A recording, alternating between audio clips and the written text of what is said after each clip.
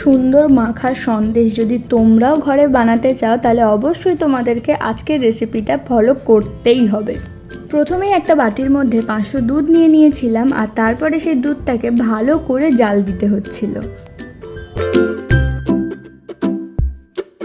কিছুক্ষণ পরে অল্প পরিমাণে একটু ভিনিগার অ্যাড করতে হয়েছিল, বেশি পরিমাণে দেবে না, তার কারণ আমরা কিন্তু দুধটাকে ছানা কাটাবো না, আমরা যেটা আর কি ক্যারামেল টাইপের হয় একদম গাঢ় সেরকম টাইপের বানাবো।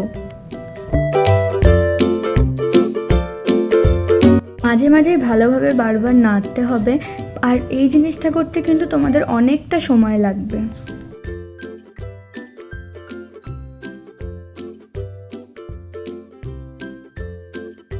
আর যখন দুধটা এই রকম ঘনত্বে চলে আসবে তখনই তোমাদের গ্যাসটাকে অফ করে দিয়ে বাটিটাকে নিচে নামিয়ে নিতে হবে।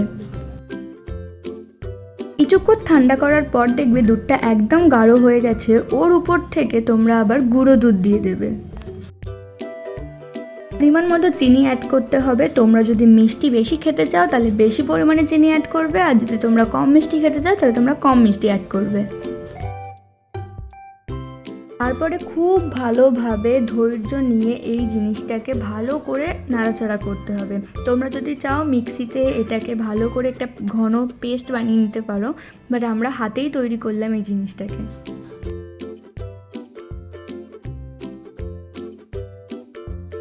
তারপর একটু মনে হলো গুঁড়ো দুধটা আর একটু দিলে বেশি ভালো হয়, তারপরে আমরা আবার একটু গুঁড়ো দুধ এখানে অ্যাড করেছিলাম।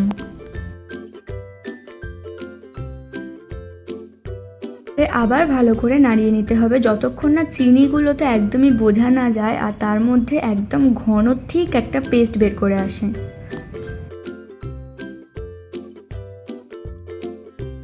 তারপরে তোমাদেরকে এই যে আমন্ড বাদামগুলোকে ভালো করে কেটে নিতে হবে সরু সরু করে। তোমরা চাইলে এর পরিবর্তে অন্য কোনো বাদামও দিতে পারো, বাট আমাদের কাছে যদি এটাই অ্যাভেলেবেল ছিল তাই আমরা এটাকেই ভালো করে কেটে নিচ্ছিলাম। এরপরে কিশমিশ আর কাজুগুলোকেও ছোট্ট ছোট্ট টুকরো করে কেটে নিতে হবে। তারপর ওই ঘন পেস্টটার মধ্যে একে একে বাদামগুলোকে ছড়িয়ে দিতে হবে, তবে কিছু বাদাম কিন্তু অবশিষ্ট রেখো, কারণ পরে ওটা সাজানোর জন্য কাজে লাগবে। তারপর আবার ভালোভাবে নাড়াচাড়া করতে হবে।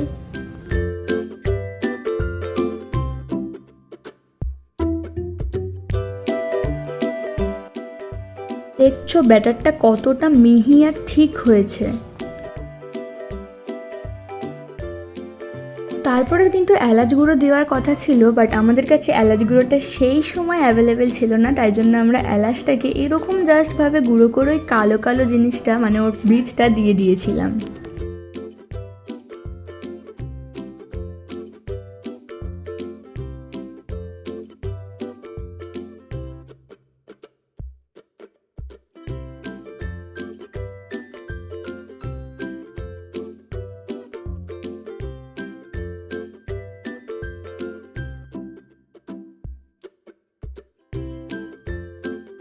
ফাইনালি ব্যাটারটা একদম তৈরি হয়ে যাওয়ার পর একটা বাটার পেপার নিয়ে নেবে। যদিও আমার কাছে বাটার পেপার ছিল না, আমি নর্মাল পেজ দিয়েই কাজটা করেছি, বাট তোমরা অবশ্যই বাটার পেপার নিয়েও করতে পারো বা আমার মতো পেজ নিয়েও করতে পারো।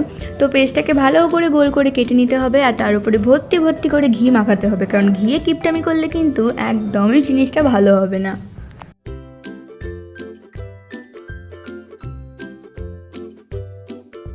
তারপরে ওই ব্যাটারটাকে আস্তে করে ঢেলে দিতে হবে।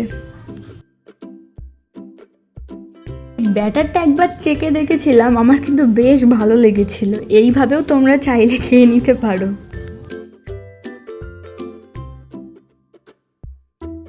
এই যে বলেছিলাম বাদামগুলোকে বাঁচিয়ে রাখতে, পরে ভার্নিশের জন্য ইউজ করতে হবে, এই যে বাদামগুলোকে একে একে সাজিয়ে নিচ্ছি। বাট পরে কি হয়েছিল জানো, আমি একদমই ভুলেই গেছিলাম যে আমাকে সাজানোর জন্য আরও কিছুটা বাদাম রাখতে হবে। আমি এইটাকে ঘেটে বের করে নিয়েছিলাম আর তখন উপর থেকে একটাও বাদাম দেখা যাচ্ছিল না।